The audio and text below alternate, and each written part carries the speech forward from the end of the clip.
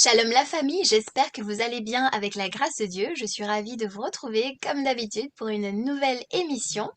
Eh bien, en compagnie de Mylène. Voilà, Bonsoir tout le monde. j'ai dit nouvelle émission parce qu'effectivement, c'est quand même nouveau, un Tchè Coco. Voilà, on a pu sortir un premier podcast et puis cette fois-ci, eh bien, voilà, pourquoi pas une vidéo. Voilà, on ne sait pas encore si on va alterner ou bien si on va rester sur ce format. On reste libre, voilà.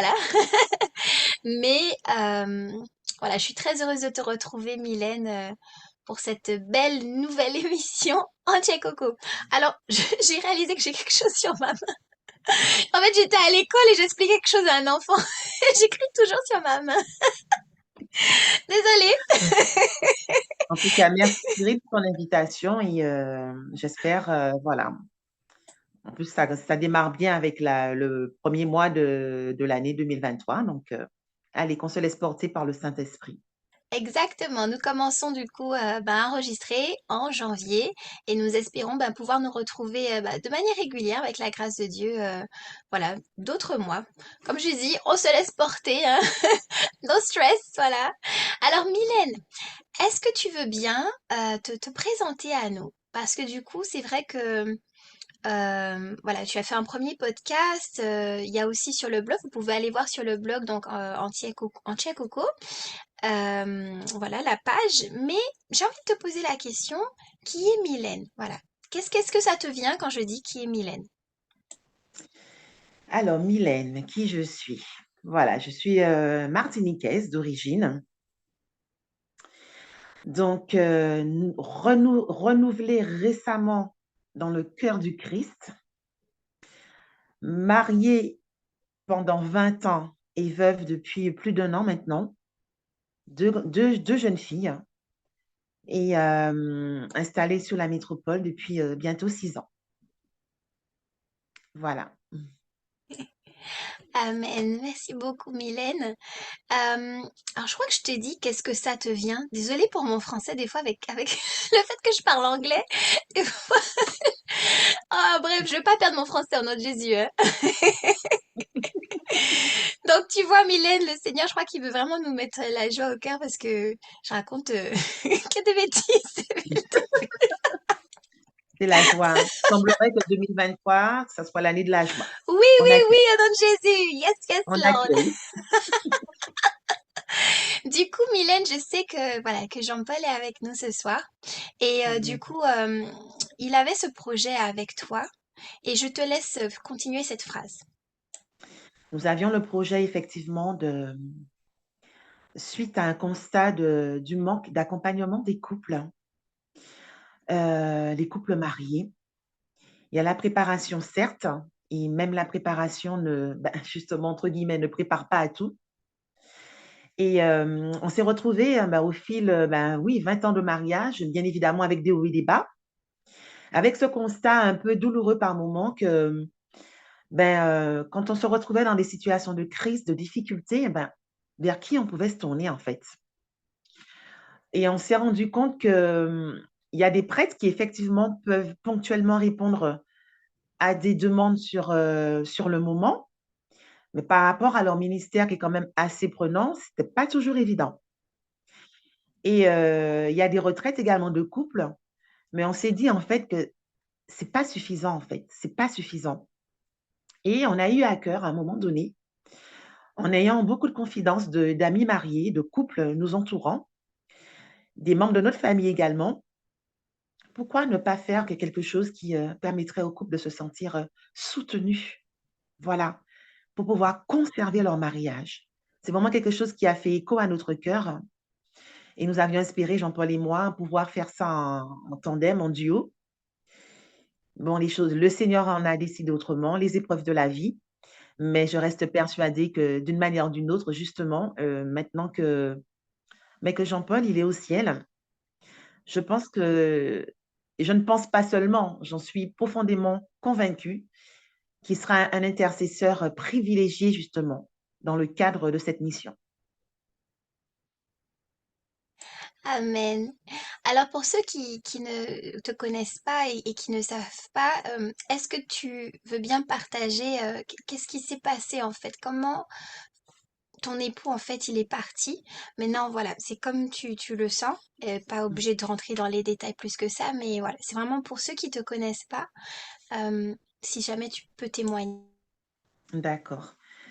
Ben, en fait, ça faisait 3 ans qu'on était installés, sur, la métropole et suite au confinement, qui a été pour nous un vrai temps de grâce pour notre famille parce qu'on a retrouvé les joies des jeux de société en famille, cuisiner ensemble, faire des balades et cetera. Il se trouve qu'à la fin du confinement, Jean-Paul a commencé à souffrir de douleurs et on nous renvoyait à chaque fois. On a fait les urgences, on a fait les médecins, on a vu les médecins et à chaque fois on nous renvoyait avec, du paracétamol et jusqu'à ce que je me constate un matin qu'il lui était très difficile de sortir du lit, de se mettre debout. Et là, j'ai dit: «Non», j'ai dit: «Stop» et j'ai dit que là, il faut vraiment qu'on pousse les choses et que les médecins fassent des radios, fassent des analyses et qu'on puisse savoir exactement ce qu'il y a. Parce devenait très douloureux, en fait, au niveau de son corps et ben, voilà, malheureusement, ben, le diagnostic, il est tombé suite à une radio, suite à un scanner où il a été décelé une masse au niveau de son poumon et voilà et le médecin, suite à une biopsie, ils ont confirmé, la présence d'une tumeur, cancéreuse. Voilà. Au poumon, bon, ça a été bien évidemment, très, très, très, très difficile comme annonce, très difficile. Mais je crois que, on a eu ce réflexe de plonger, mais littéralement dans les bras de Dieu, dans les bras de Jésus et ça a porté notre famille, quoi. Je crois qu'on a à part, au début de notre mariage ou quand on est tout jeune et vous savez comment c'est, hein, voilà. C'est nouveau, on vient de se marier, on a encore le feu, mais je crois qu'on a connu notre deuxième feu du sacrement du mariage et ben, on a invité Jésus à monter dans la barque avec nous et il l'a jamais quitté. Il est là encore et ça nous a permis de traverser cette terrible épreuve, mais vraiment dans la foi, dans la confiance et surtout dans une grosse espérance et Jean-Paul, il s'est battu. Il a été vraiment, d'un très grand courage. Je suis encore admirative de cette force qu'il dégageait et il s'est battu comme un lion. C'est bien le cas de le dire. D'ailleurs, c'est l'image emblématique que nous avons conservée de lui et pour venir, contrebalancer les diagnostics des médecins qui lui donnaient seulement quelques mois à vivre suite au diagnostic. Mais Jean-Paul a tenu 1 an, pratiquement 1 an et demi. Donc on a vu la gloire de Dieu à plusieurs reprises quand les médecins disaient: «Ah oui, mais là, c'est pas bon, les radios ne sont pas bonnes et ses reins sont touchés» et cetera. Ben, quelques jours après, tout se rétablissait en fait. Donc et voilà et je pense que le Seigneur avait d'autres plans pour lui, il est certain, parce que nous avions demandé sa guérison. Il l'avait demandé et au bout d'un moment, c'est vrai qu'en perdant l'usage de ses jambes, ça a été très difficile pour lui, cette situation, voilà, d'être alité et j'ai bien senti, hein, que malgré, les prières et tout ça, son mental a été vraiment très impacté. Mais nous avec les filles, et moi, on a fait vraiment une barrière d'amour autour de lui. Voilà, on l'entourait de tout ce qu'on pouvait, voilà, avec des moments de joie, de rire. Quand on allait le voir, c'était jamais avec une tête d'enterrement. On était toujours bien habillés, c'était vraiment des rendez-vous de famille et il vivait vraiment ces moments, vraiment en état de grâce. Et d'ailleurs, bien souvent, c'est lui qui nous, boostait, qui nous motivait quand, des fois on voyait que voilà, qu'il était un peu affaibli et son sourire et sa paix, la paix qu'il avait dans le cœur, nous faisait repartir toujours les filles et moi, beaucoup plus motivées. Voilà. Amen. Merci beaucoup Mylène. D'ailleurs, c'est pour ça que tu voulais en fait, bah, poursuivre cette œuvre que Jean-Paul et toi, vous aviez eu à cœur. Et d'ailleurs, je trouve que c'est magnifique. Et je vais partager d'ailleurs avec les, les auditeurs vraiment l'image, alors pas tout, mais l'image que j'ai eue quand on a prié avant, c'est vraiment que tu es une grande dame en fait. Une grande dame, pourquoi? Parce que voilà, on est comme on est, on a nos qualités, nos défauts, mais je crois que le Seigneur, en fait, il nous taille en fait pour que nous devenions de beaux diamants. Et moi, je suis vraiment comme un diamant en fait, et qui a pas encore fini d'éclairer les autres, là, de briller, de shine bright like a diamond, whatever. Et que je sais que, voilà, malgré tout ce que tu as vécu et tout, tu arrives à continuer en fait à donner espoir aux autres. Alors que je sais que voilà, tu as des moments voilà, où c'est plus difficile, mais il y a cette lumière en toi qui est magnifique en fait. Je te vois vraiment comme un diamant. Donc merci Mylène. Et merci Seigneur, merci Seigneur. Merci Toute la Seigneur. gloire à Oui. lui, que toute la Amen. gloire lui revienne et ben, qu'il me conserve dans cette grâce et voilà, qu'on puisse, avancer sereinement, main dans la main.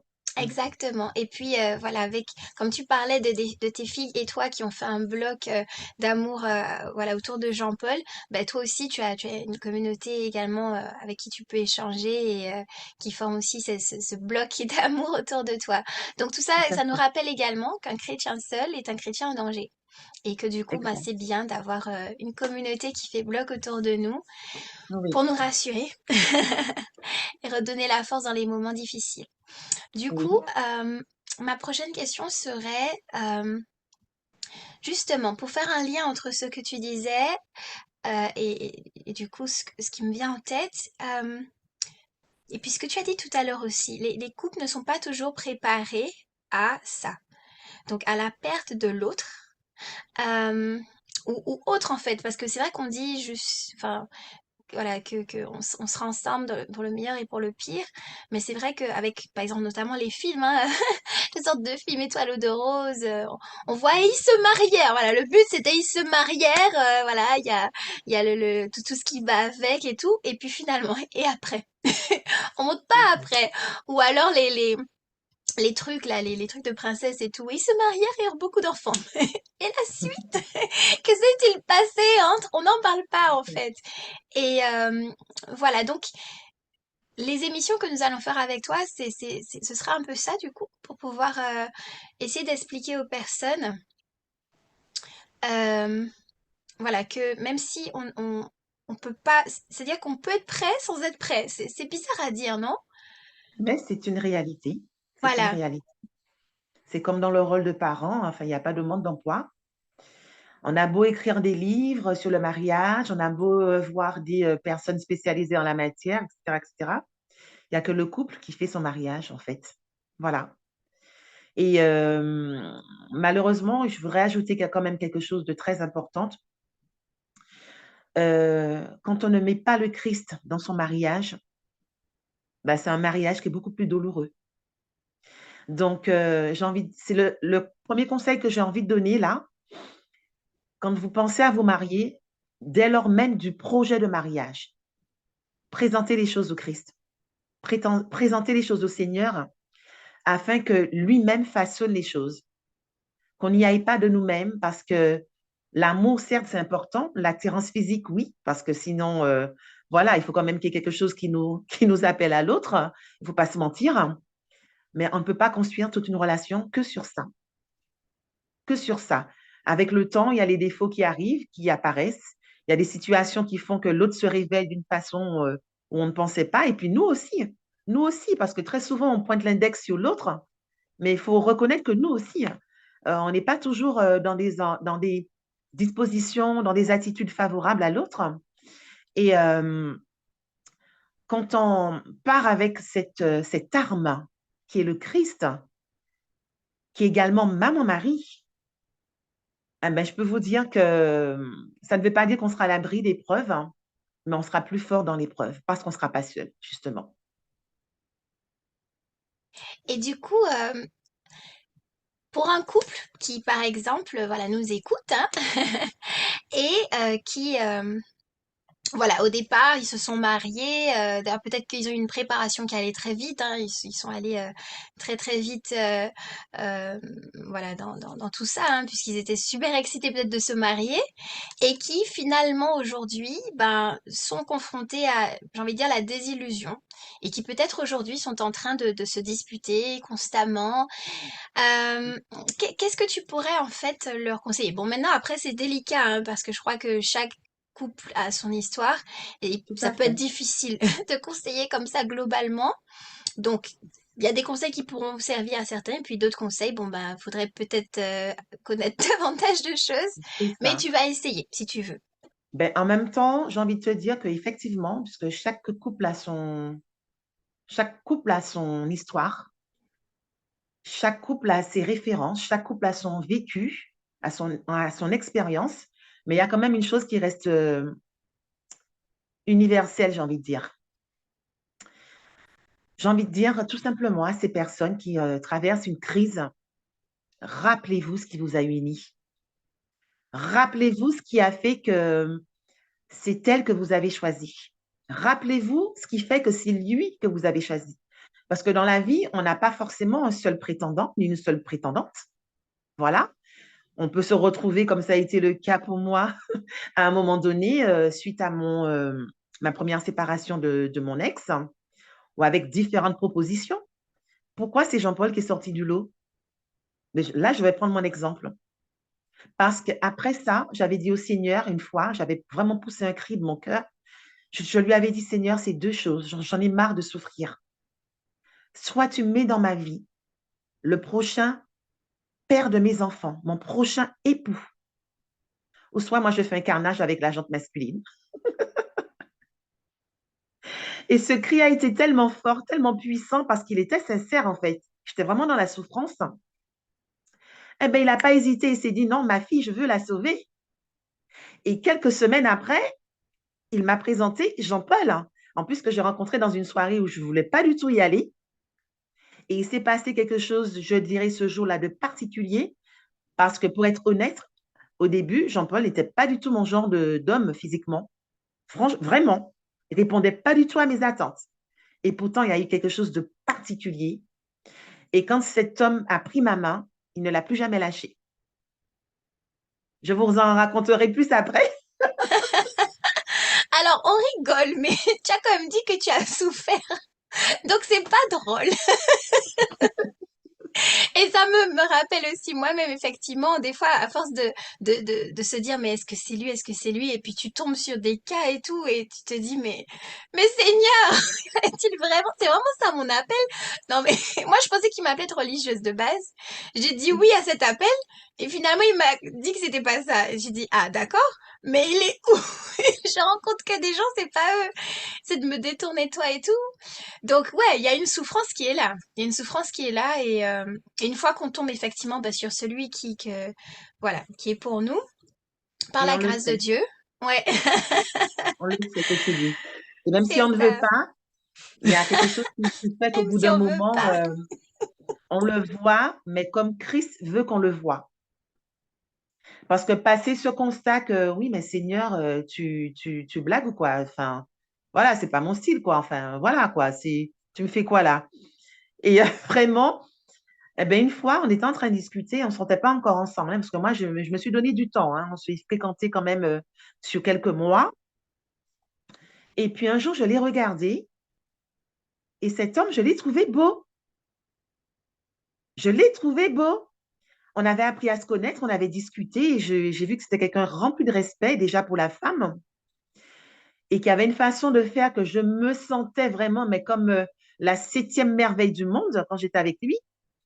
Donc, ce qui fait que, et pourtant, mon caractère, le pauvre, il aurait pu faire machine arrière, hein.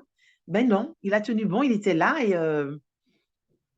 et voilà. Et quand il m'a parlé de l'avenir, je me disais, mais ouais, ok, Seigneur, je t'ai bien demandé à me mettre mon prochain époux et le père de mes enfants, mais enfin, là, il me parle déjà de choses sérieuses. Enfin, on y va doucement, quoi, en fait. Et dans mon cœur, qu'est-ce qui retentit? Mais en fait, tu sais ce que tu veux, toi, hein.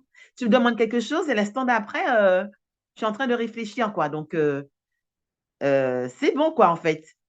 Et en lui présentant à chaque fois notre relation et Jean-Paul, quand je demande à chaque fois, mais c'est bien lui, c'est bien lui, c'est bien lui, eh ben, à chaque fois que je voyais Jean-Paul, j'avais la confirmation que c'était bien lui, parce que non seulement les choses étaient naturelles, il n'y avait rien de forcé, mais en plus, quand j'étais avec lui, je me sentais bien. Il a réussi à évacuer, à balayer d'un revers de la main 8 années avec mon ex, avec qui j'avais déjà aussi des projets. Il a réussi en quelques mois à balayer tout ça et toute cette souffrance que j'avais. Donc, si ce n'est pas l'œuvre de Dieu, je ne sais pas ce que c'est. Mylène, tu as vraiment une fraîcheur en toi, ouais, tu me fais rire. Tu racontes tout ça avec tellement, je sais pas. C'est magnifique. Moi, j'aime trop la façon dont tu racontes. Et puis, ça me fait penser aussi à également ma rencontre avec mon époux. C'est vrai qu'au départ, voilà, il m'a vraiment plu. Et puis ensuite, une fois que ça devenait concret, je me suis dit, mais attends, mais non, mais non, un Polonais? Non, mais qu'est-ce que je suis allée chercher pour moi, là, et tout? Non, mais sérieux. Et puis, tu vois, il y a ce truc-là, c'est comme si tu es un peu dans le rejet, dans le, non, non, non, c'est pas lui. Non, mais t'as demandé quelque chose. Ouais, mais non. Et puis voilà, et finalement, il y a cette période après où tu te tais. Tu demandes vraiment au Seigneur, voilà, est-ce que c'est moi qui ai peur ou bien est-ce que vraiment, ben, ça y est, ça y est, c'est arrivé, quoi. Et puis voilà, bon, ben, on rentre dans la confiance. Mais je trouve ça beau ce que tu as dit, tout ce que tu as dit, et puis voilà, que les couples, eh bien, puissent se rappeler pourquoi, voilà, c'est lui ou elle qu'on a choisi. Et puis les petites anecdotes comme ça aussi, voilà, franchement, c'est, ouais, ben, replongez-vous, voilà, les anecdotes et Ah tout. oui, et puis repensez à vous. Je vois beaucoup de familles qui souffrent dans leur couple parce que les enfants sont arrivés assez rapidement et ils n'ont pas construit leur couple. Qu'on entende bien, hein, et ce n'est pas parce qu'on vit ensemble qu'on construit les choses ensemble. Je vois beaucoup de couples qui font, par exemple, de la cohabitation. Et puis, on s'occupe des garçons, on s'occupe des enfants, pardon. On s'occupe de, voilà. Oui, mais vous, vous êtes où là, en fait? Avant qu'il y ait parents, il y a le couple. Et j'ai envie de dire, sans rentrer dans des choses non plus experts, parce que je ne suis pas, c'est pas du tout mon domaine et puis je n'ai pas du tout les compétences pour ça. Mais par rapport à mon expérience, je me dis que des parents heureux, c'est à la base un couple heureux. Si un couple est en difficulté, si un couple est en souffrance, il y a de fortes chances que ça en fasse du moins des parents malheureux ou maladroits dans leur, voilà, dans leur démarche de parentalité. Oui, parce que c'est vrai que ça peut affecter du coup les émotions. Parce que quand on voit, si on n'est pas à l'aise avec quelqu'un qu'on voit tous les jours, aïe aïe aïe, je vois sa tête encore. Dieu! Aïe aïe aïe! Mais je dirais ça ira même au-delà de ça parce que, comme je disais au début, autre l'aspect physique, quand on tombe réellement amoureux de quelqu'un, au bout d'un moment, à la limite, même si c'est une belle personne, hein, à la base, on ne voit même plus le physique, en fait. On est vraiment, mais justement, chez Coco, il y a vraiment cette connexion de cœur à cœur qui se fait. Et c'est plus ce que la personne va faire, dira, comme elle sera, parce que l'être aussi, savoir les choses, c'est quelque chose, mais être dans ce qu'on sait, c'est autre chose. Je prends un exemple banal, hein, on se dispute, et le simple fait de rentrer à la maison, tu te dis, ouais, ça va être tendu, la personne ne va pas m'accueillir correctement, j'ai passé une dure journée, oh là là, j'ai pas envie de rentrer à la maison, c'est un poids pour moi, etc., etc.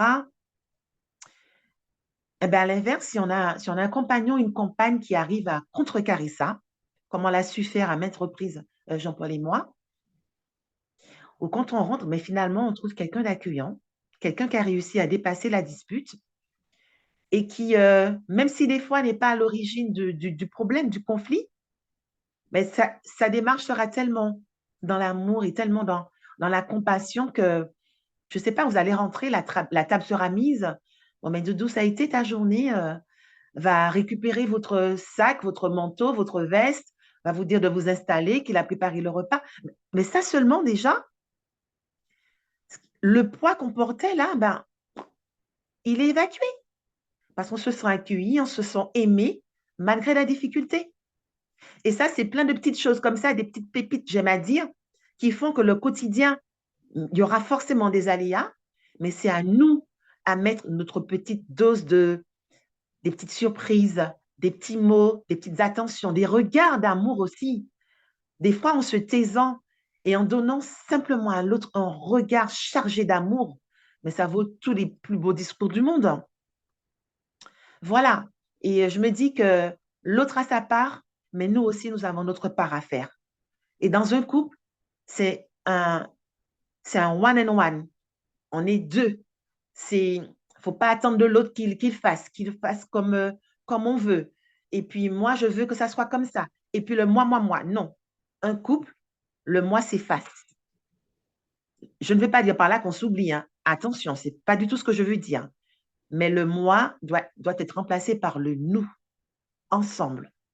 Voilà. Et comme Jean-Paul aimait beaucoup à dire, et c'est quelque chose qui me plaisait énormément avec le temps, on est une équipe. On est une équipe. Voilà. Amen. Une équipe, ça se challenge ensemble et pas chacun de son côté. Oui, ce que je comprends tout à fait ce que tu voulais dire. Ce que tu voulais dire, c'est que l'autre ne, enfin, on ne s'oublie pas, on ne s'efface pas, on ne disparaît pas. En mode, on fait une fusion. Voilà, c'est pas ça.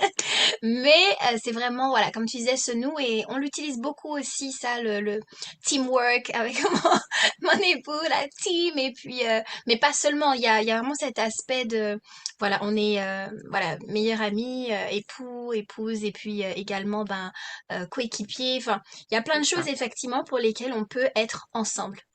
Ben oui. Et ouais, voilà, c'est pour ça que j'aime beaucoup tous Les ces aspects. décisions, tout, voilà, les choses importantes, Ouais. les décisions, tout, voilà. C'est ça. Mais voilà, si tu veux, on peut s'arrêter là pour aujourd'hui, même si j'ai pas envie, hein. On s'est dit, on reste sur des petits formats, voilà, on donne petit à petit. Et Mais puis on avec la s'emballe. grâce... Hein, qu'est-ce que tu as dit? Et puis on s'emballe. Voilà, c'est ça! Non, franchement, la prochaine fois, avec la grâce de Dieu, ben, on pourrait, si Dieu le veut, donc aborder avec Mylène, eh bien, voilà, tu nous as déjà parlé comment tu as rencontré Jean-Paul. Maintenant, si il y a, voilà, d'autres choses que tu souhaites ajouter à ce sujet-là, ok. Mais si jamais tu souhaites, eh bien, donc nous parler de cette période finalement où après ça a été difficile, mais que euh, comment vous avez fait pour revenir dans ce la en Coco, voilà. Parce que tu as dit que voilà, vous avez cette belle période-là entre vous, vous êtes rencontrés. Ensuite, finalement, il y a eu peut-être cette période aussi où c'était un peu plus compliqué. Et puis finalement, le Seigneur vous a donné ce, j'ai envie de dire, ce renouvellement de vœux, hein, en quelque part. Donc, si tu veux, on peut laisser ça pour la prochaine fois, Très si tu bien. veux. Avec plaisir. Avec plaisir. D'accord. Eh ben, ça marche.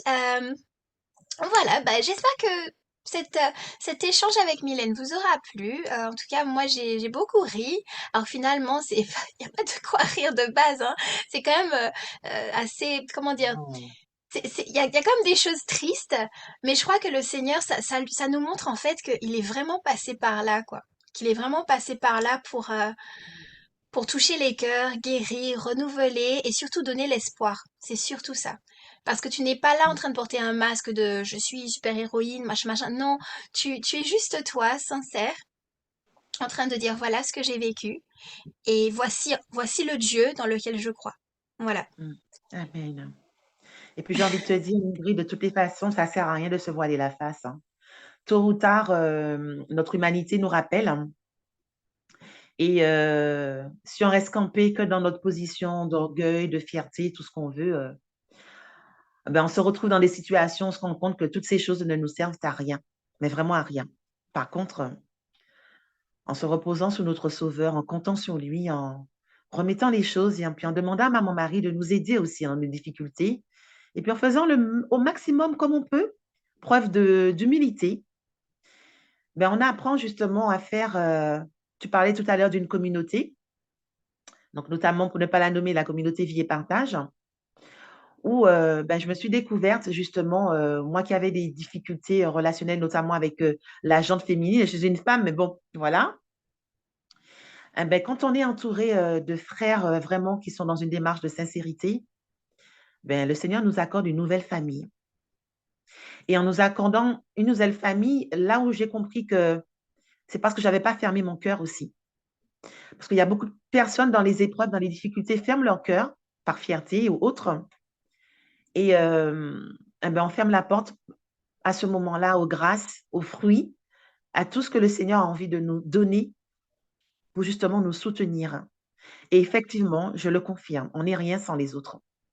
Voilà, on n'est rien sans les autres.